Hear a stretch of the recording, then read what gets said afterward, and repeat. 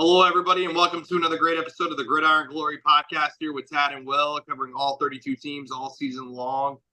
We're here to bring you a matchup today that took place in Week 15 between the Baltimore Ravens and the New York Giants.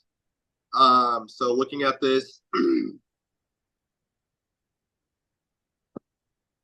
looking at this matchup between the Ravens and the Giants, Tad, it continues for this Giants team. I mean, though this was a result probably more so less to be expected between these two franchises. A win that Baltimore certainly needs because you got a huge game coming up next week against the Pittsburgh Steelers. Yes. So, Tad, this was a need that the Baltimore Ravens certainly needed. Not a win that you wanted to go on the road and drop. So this was a game on your schedule where if you're the Ravens, you go out there, you go on the road to MetLife Stadium, and you get the job done like you're supposed to. So how nice of the New York Giants to scrimmage the Baltimore Ravens in this game, really, Tad. And looking at the scrimmage numbers for the Giants, 0-8 at home now, by the way. You hate to see that. You hate to see it. And then Tim Boyle and Tommy DeVito, a couple of backup quarter. Really, they don't even have like a named starter on this team. It's just, but yeah, Tim Boyle did get hurt in this game, and you hate to see it. 12 of 24, 123 yards, a touchdown, an interception, and then Tad, you hate to see the injury for Tim Boyle. He was hurt.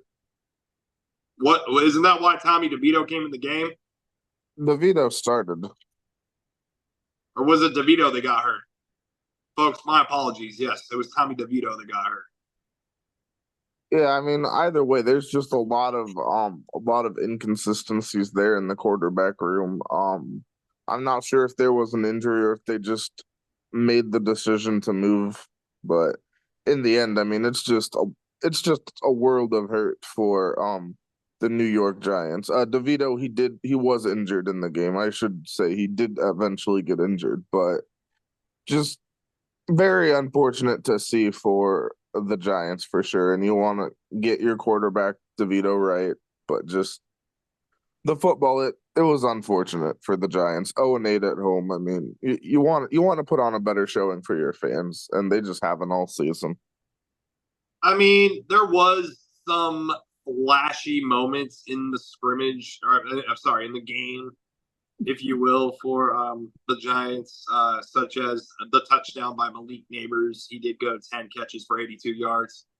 Malik Neighbors. You're not sure if the Giants have an actual cognitive plan to rebuild, but if they did, build the team around him. But at this point, I kind of just feel like the Giants are doing Malik Neighbors a disservice. Makes me sad. Yeah, a very, very interesting take there. But yeah, they're clearly trying to rebuild, and we'll see. They'll obviously need to get their quarterback. They'll probably draft one. So we'll see how things go there.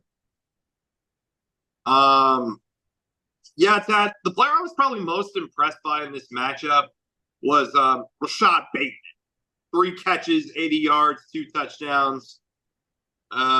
Definitely looked very solid and flashy in this game with just the 3 catches. So extremely efficient. The third-year player out of Minnesota, former Gopher. So 38 catches, 654 yards, 7 touchdowns. So the young developing star is trying to make a name for himself. Yeah, he's trying to make a name for himself, trying to turn potentially into a star. I mean, it's very interesting wide receiver room they've had. They've never really had like an elite wide receiver. Zay Flowers is kind of trying to turn into that, and he's doing a fine job, but we'll see. I mean, Lamar Jackson, absolutely incredible. Another 5-touchdown game passing. I mean, he's putting up incredible numbers. Yeah, I mean, he just simply, picked this New York Giants defense clean. Um, just exposed the Giants on every single level. He did. Um, Tad, I'd hate to say it, but it really wasn't that hard for him to do either. I mean, it was basically as if his receivers, they were just running like a practice scrimmage, like you said. I mean, it's just the level of competency on display here. There was clearly a different level between the two teams. Yeah, the Giants, they were just kind of going through the motions. The Ravens, they were also kind of going through the motions. They just do it better because they are better. So, yeah. There you have it. Ravens win 35-14. Next week, the Giants go on the road to play Michael Penix Jr. and the Falcons. And then for the Ravens, they will be hosting the Pittsburgh Steelers on a 3:30 game. Tad, a huge game that is. A huge game. If they want any chance to win the division, they obviously got to have it. Yeah. So, I mean, Pittsburgh did beat them last time as well. So you'd hate to see it. You'd hate to see it as a Ravens fan to get swept by your division rival. You definitely don't want to see that.